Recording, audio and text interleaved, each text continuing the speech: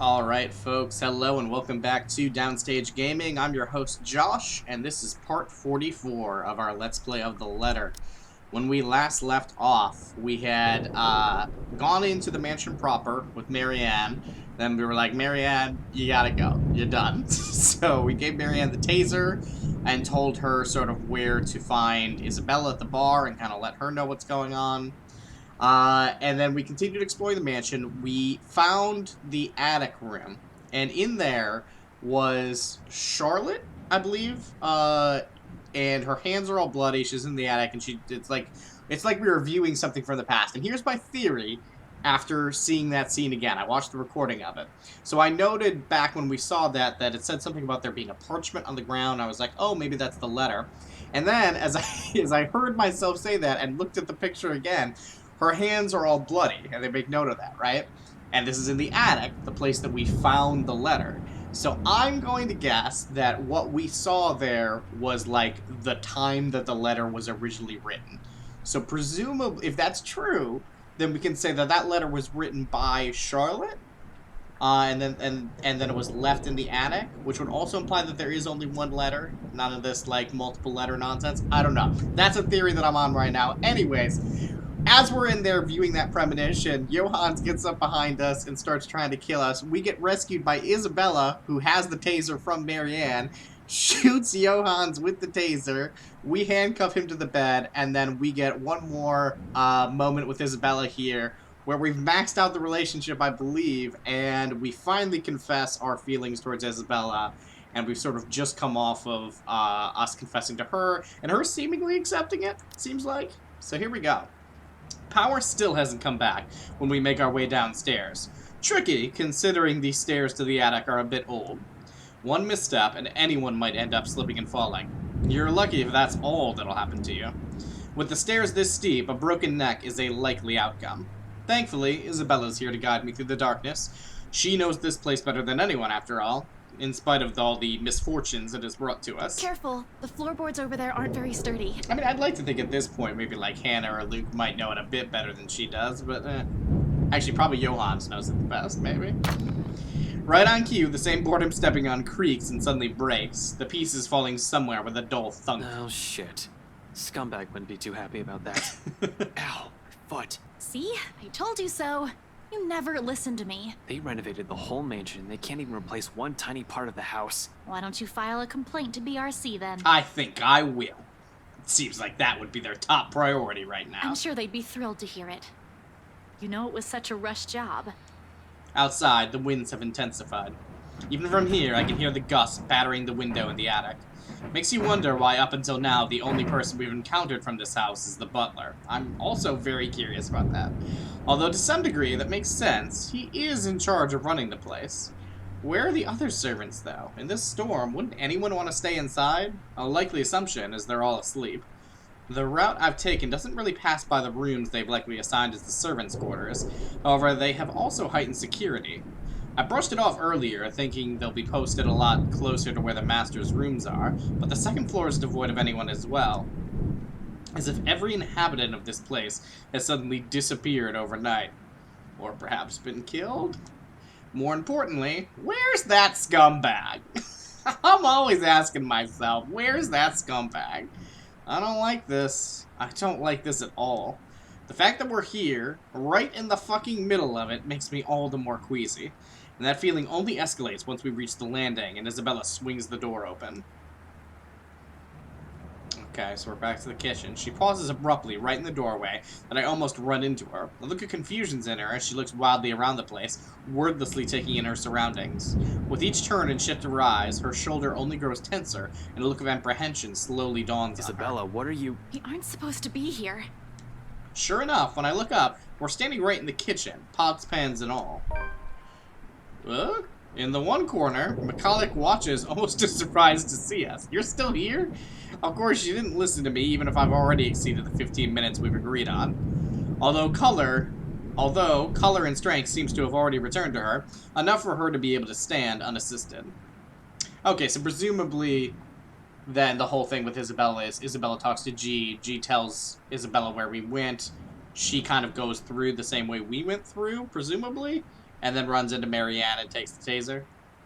The empty plate in the counter appears to have played a part on that. Good news, I guess, as for our current predicament. We were just in the attic, right? That door was supposed to open to a hallway. The second floor hallway. Without warning, the door behind us slammed shut. All three of us exchange a look. One that I absolutely don't like. We need to get out of here. Screw right. That's what I've been saying. I need to get these people out of here. Luckily, we're in the kitchen, and we have two ways out. The back door and the cellar offers. Except the hatch won't budge when I pull at it, and neither does the back door. As if something has locked it firmly on the other side. Isabella also gives it a few tries, but even then it won't open.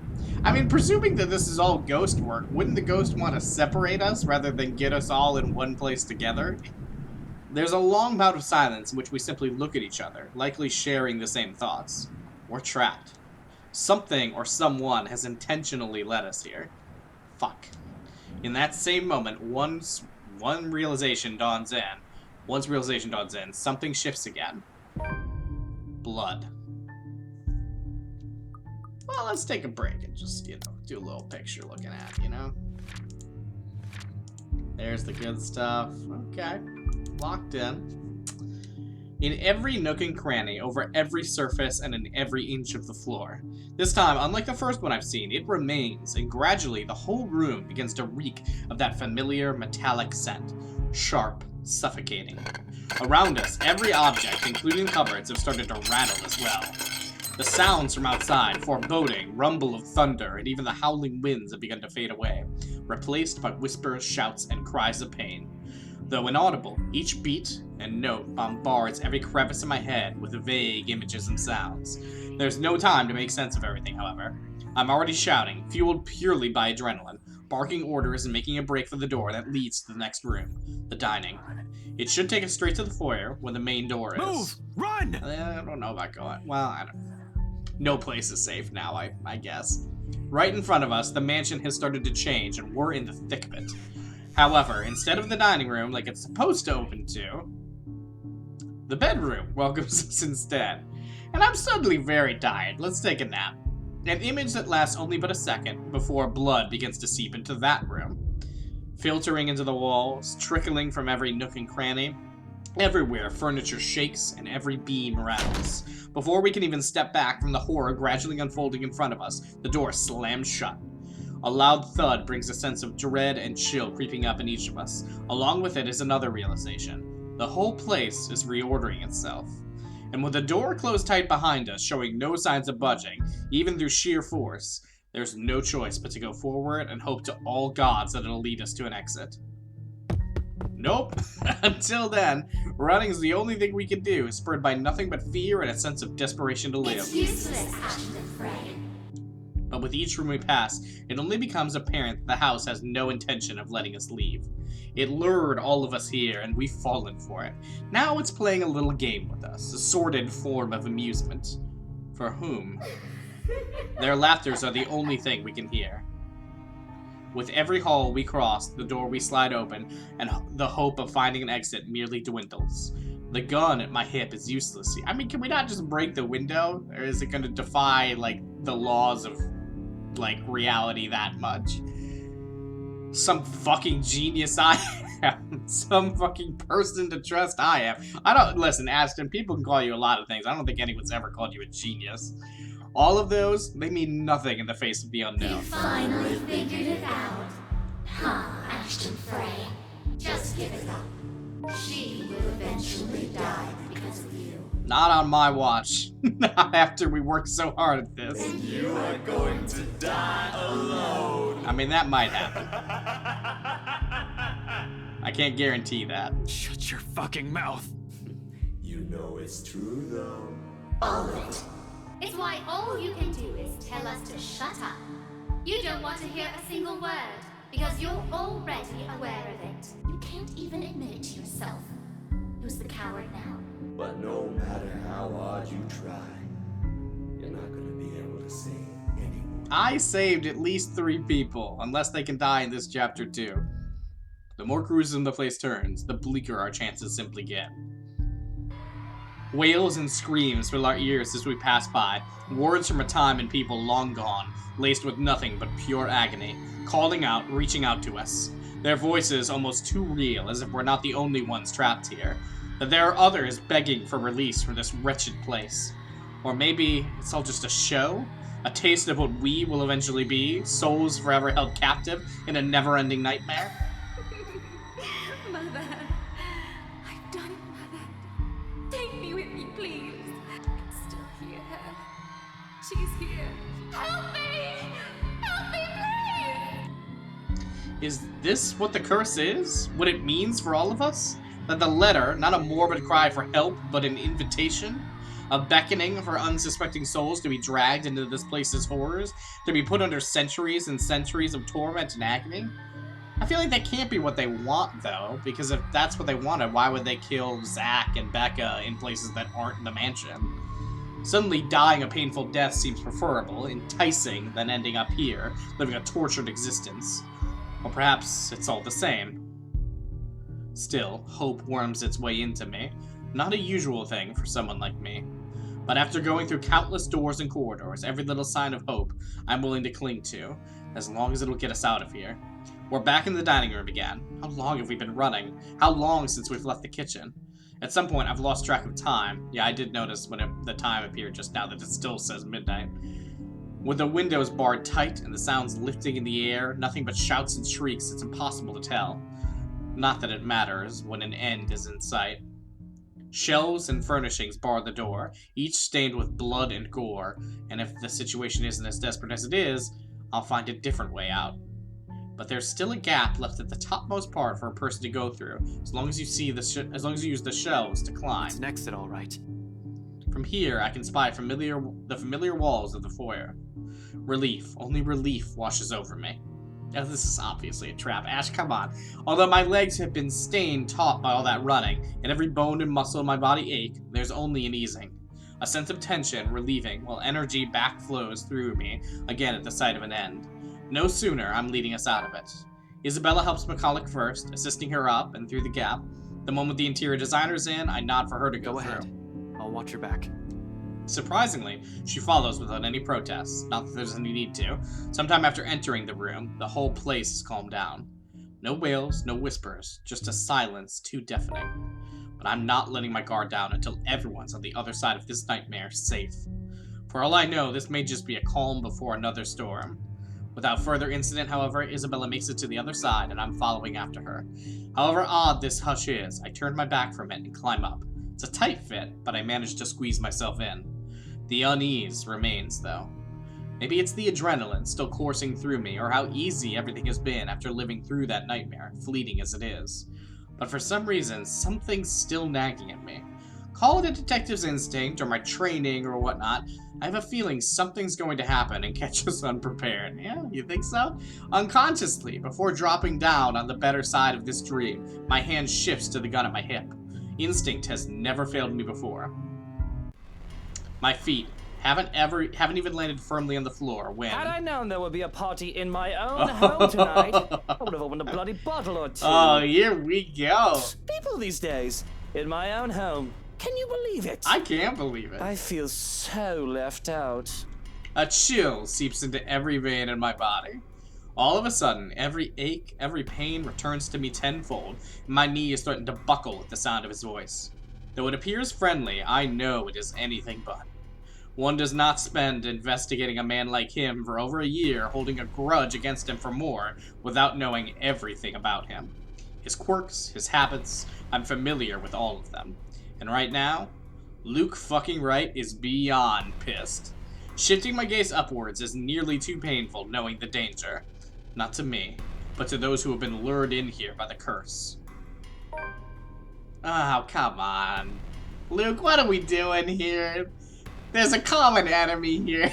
The handgun catches my eyes first, next to that smarmy smile on his face while he holds McCulloch and Isabella at gunpoint.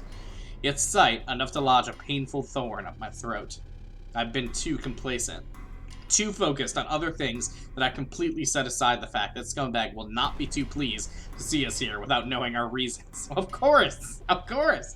But even with those, good intentions, curses and ghostly apparitions aside, we're still trespassing in his home. The question is if he's aware that the whole of his household has somehow disappeared and he might be the only one here. Likely not. Fuck. Even with people he knows among the crowd, there's a significant effort in him not to simply shoot everyone in sight. Yeah, I mean, you nearly slept with Mary Ann. Jesus, Luke. And really, Lily, even you. Sir, this isn't what you're thinking. Something's going on in this mansion. Well, obviously, why else would people be trespassing in my home? Yeah, we're talking about something a little bit more devious. What's your excuse? Checking back if your clients are doing okay? Is that it? Is this what this is? Oh, we're doing good, by the way. Sir, please. Oh, please what? We need to get out of this place. You need to leave. Not a good enough excuse, darling. You people are the ones who need to get out of my sight. Don't worry, I might consider pressing lighter charges for the woman. Oh, good. Yay. Can't say the same for Feathers here, though. But really now, I swear, people need to stop breaking into my house! Yeah, I do agree that it's a bit much. This is how you want to start the week. Why don't we just go with a bloody massacre if we want to surprise people in their homes, huh? Casually, he waves the handgun at them as if it's just a mere toy, and his words are no threat. The safety's off on his. Nothing's stopping him from pushing through with his words. Calm and paranoid, but at the slight gesture, I draw my own and level it at him, finger on the trigger and ready to release the safety catch in case things go south. He is quick to train his own on me, though, and just like that, we're at a standstill. Let's see what we got. The drama. Oh, I'm worried. Now, Feathers. Manners. You're in no position to be pointing that gun at people. But neither are you! Why don't you put yours down first, and then we'll talk about manners. Oh, he talks back. The gall. You know, your kind pisses me off so much. Shooting him right now will be so worth it, with the way he stares at me like I'm a damn pest. But this isn't what I've come here for. I'm not a murderer. As much as I loathe him, I'm not the kind who would kill people in cold blood for my own gain or amusement. The law will bring him what he deserves one of these days. At the moment, however, we're all in the same boat with this curse, and he needs to understand that. The longer we stand here, the more time we're wasting and losing, something we don't have much of. But how can I convince him? The scum is so full of himself, prefers to hear the sound of his own voice more than those of the people around him, no matter how much sense they make. Probably only way I can make him listen is if I beg. No way in hell that's happening. Maybe I should eliminate the immediate danger first and disarm him. Okay. Alright, so let's think through this. Again, we want to get him... We definitely want to get him to understand what's happening here, right? Like, that's the ultimate goal. The question is disarming going to be more of a danger to us or Isabella / Mary Ann? And I feel like it is. And I feel like he just said, like, the thing I need to do is get him to listen, even if I have to beg, but God, I don't want to do that. Like, this is what Ashton wants to do, but he shouldn't do. This is what Ashton doesn't want to do, but should do. We're gonna beg him to listen. We have a common enemy. Please, Luke, I'm begging you. My life's not the only one at risk here, however. There's Isabella. McCulloch's here as well. We're all unknowing victims to this fucking curse, and I'm in no position to pick who to save and who I should simply let die.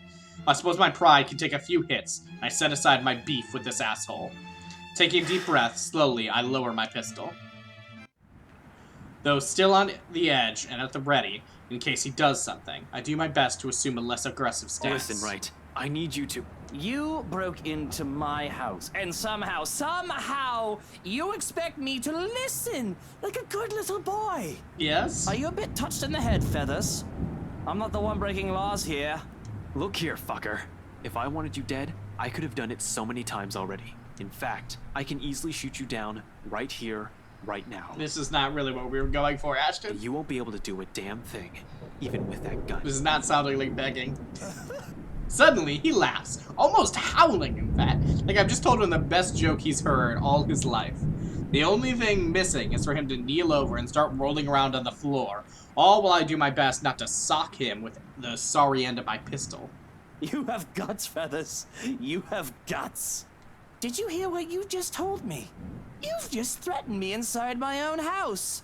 My own home. You know what I'm thinking right now? Tell me what you're thinking right now, Luke. In another lifetime, we would have probably gotten along well. Because we're both kind of bad. He's right on that, at least. I might have ended up like him if I didn't have Professor Andrew, Rebecca, Zach, and Isabella. One mistake, and it would have been too late for me. With his laughter rings all of those possibilities I could have lived, but have never been given the choice. All because I have other people with me. People who care. A sobering realization. But not so much when suddenly his chuckling stops. In 2 heartbeats, he marches towards me, grabs my collar, and aims his gun right at my head. Ashton! At this distance, a slight flick of that finger on the trigger will be able to do more than kill me. What is it that you people really want with me? That's what we're coming This to is here. the 3rd time this week, and I'm really getting weary of this little game. What was the time besides Zach? Did the NCA send you to apprehend me, or has somebody paid you off to kill me? Which one is it, Feathers? Mind you, my arm's getting tired. Better answer quick if you don't want to beat the business end of this gun. Yes, please do the thing I actually wanted you to do. I keep eyes trained on him, in spite of the huge threat he poses right now. Because if there's anything people like him, like us, prefer, it's honesty. You don't give that impression without keeping a solid eye contact. I'm not with NCA. I'm just here to help. There's something else in this house, and we're all in danger. You have to believe me, right? You need to let us go. You need to get out of here before it's too late. If you want to keep your sorry ass alive, you'll listen to people with more brain cells than you. This is really not begging, Ashton. Why, you insolent! His finger moves, but I am prepared, my hand ready to reach up, disarm him, and knock him out. If I have to drag him out of this place unconscious to keep him from suffering the fates of every other person who has died from this curse, so be it. However, before either of us can fire a shot or tackle the other to the ground, another voice echoes throughout the foyer. A small little thing compared to the storm raging outside, it rings above it, nevertheless, causing all of us to stop and turn. Oh. At the top of the staircase, Hannah Wright stands. To make matters worse, that thing's behind her, menacing, a rotting hand wrapped firmly around her neck. She looks like death. Pale and shaky, eyes red with tears, we nearly don't hear her as she pleads. Help me. Please. God, it's been so long, Hannah. Outside, a streak of lightning flashes and the clap of thunder ripples across the sky. As if this whole thing can't get any more foo-har than it already is. What? What? No! No! Oh. What?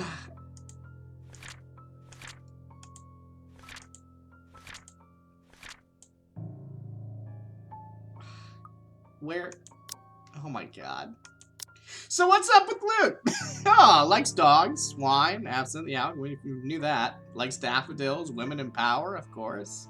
Atheist, but raised and... Okay, alright. Prostitute son. Oh, he spent his childhood roaming the streets, begging or pickpocketing in order to avoid home. That's a very different childhood than I had expected for you. Home meant a too-drunk mother and her equally drunk clients, some of who would take to beating the child out of anger if he so much as looked at them wrong. That meant he was always in trouble in one form or another. Nothing was done to correct it until in a sober moment, his mother found out about the abuse and promised to take better care of her son. Luke was happy for a while, but his mother's bad habits led to an early grave and left him orphaned until his biological father, a businessman with no legitimate heir, sought him out. He was trained to inherit Wright Enterprise, but along the way got mixed up with illegal activities. That put the company in a bad spot after his assistant ran off with a large sum of dirty money. Bankruptcy would have been inevitable if he hadn't married Hannah. Then why don't you love her more? Whew. God, that is cool. Oh, God. We can already see that this is a, gonna be a massive and you know, gonna depend a lot on past choices kind of one. And Ashton, we only got 18% of seeing what's actually available here. I know this one's super long as well. Whee! Yeah, look at how much of this we didn't see. Oh my god. I mean, obviously there's got to be a lot of stuff based on who's alive at this point in the story and who's not. And that's probably going to pretty drastically change things. I mean, obviously we didn't see any deaths, so I'm feeling pretty good about where we're at, right? Was okay. So it very well might have been, well, I don't know. The choice to not disarm him may have been the right one. I guess we'll see. But here we are now with our good buddy Luke in the final chapter of the game. And things are clearly coming to a head here. I'm very curious. I don't know if it's said already. I didn't see if it did because I was so shocked where we're going to start out with Luke here. But that'll be interesting to find out next time. Until then, this has been Downstage Gaming. I have been your host, Josh, and I will see you all next time.